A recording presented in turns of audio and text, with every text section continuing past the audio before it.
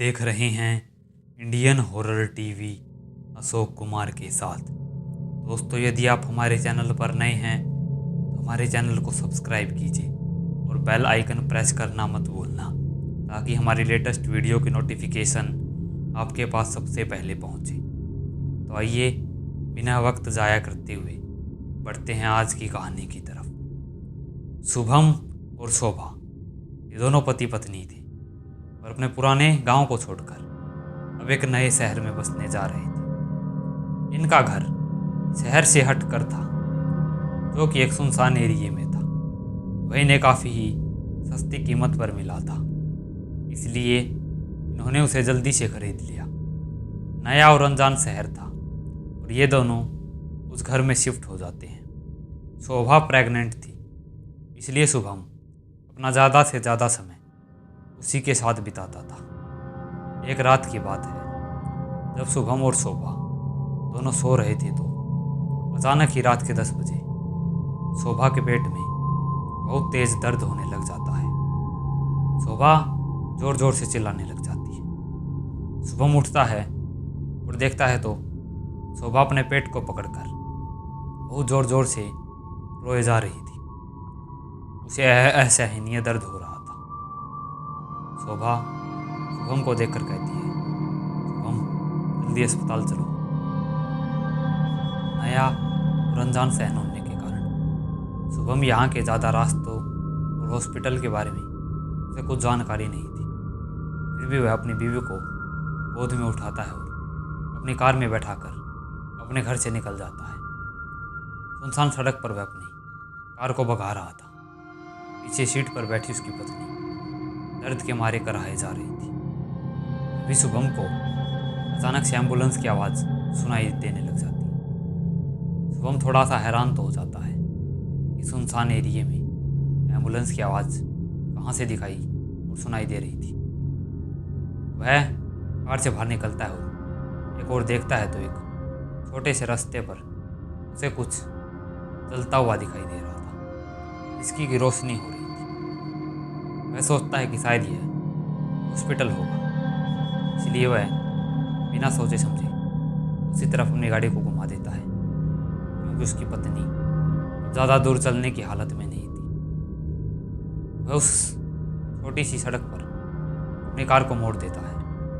कुछ दूर आगे चलने के बाद ही उसे सड़क से सटकर एक पुराना सा 2 मंजिली अस्पताल दिखाई देता है। उसके सामने अस्पताल का साइन बोर्ड लगा हुआ था। वह उस अस्पताल को देखकर थोड़ा हैरान तो होता है, परंतु वह ज़्यादा कुछ नहीं सोचता। उसकी पत्नी लगातार दर्द में कराए जा रही थी। अपनी पत्नी को गोद में उठाता है और अस्पताल के अंदर घुस जाता है। वह धीरे से दरवाजे को धक्का देता है और जब अंदर जाता है तो देखता है कि चारों तरफ अंधेरा छाया हुआ था। उस पूरे अस्पताल में एक भी बल्ब जल नहीं रहा था।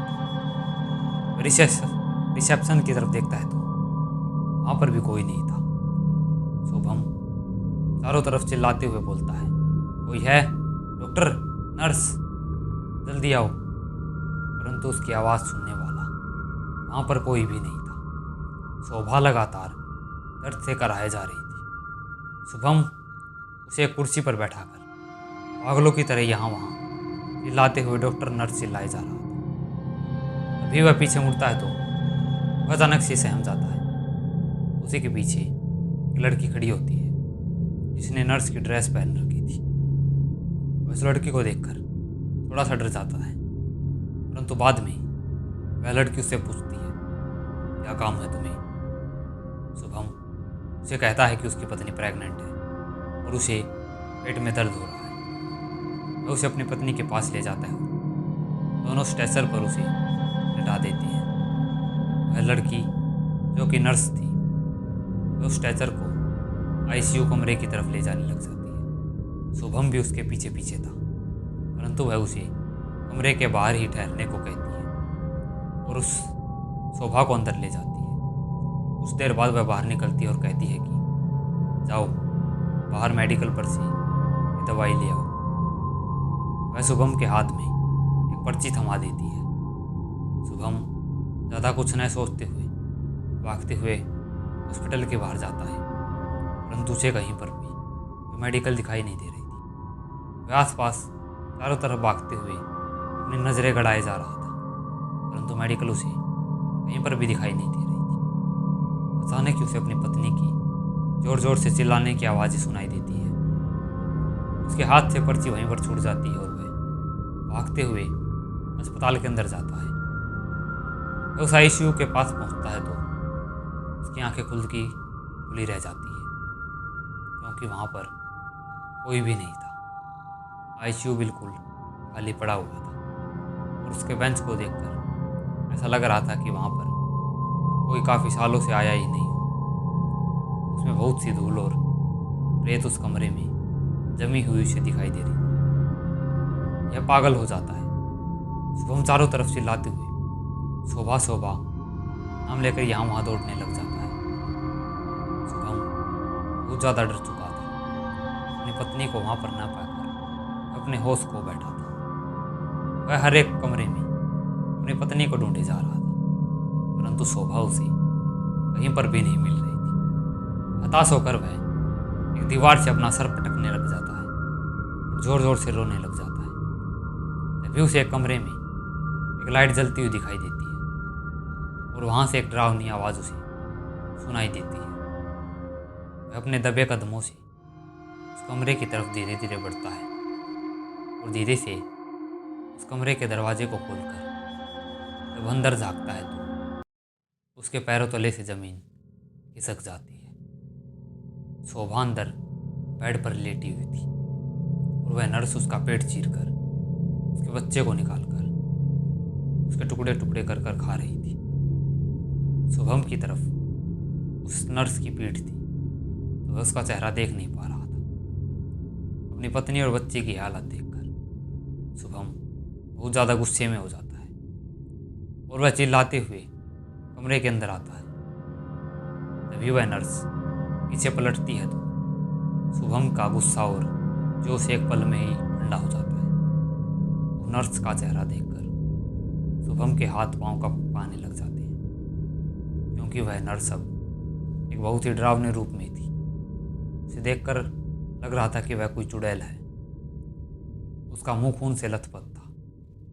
वह शुभम के बच्चे को लगातार खाए जा रही थी और शुभम की तरफ देखकर मुस्कुरा रही थी।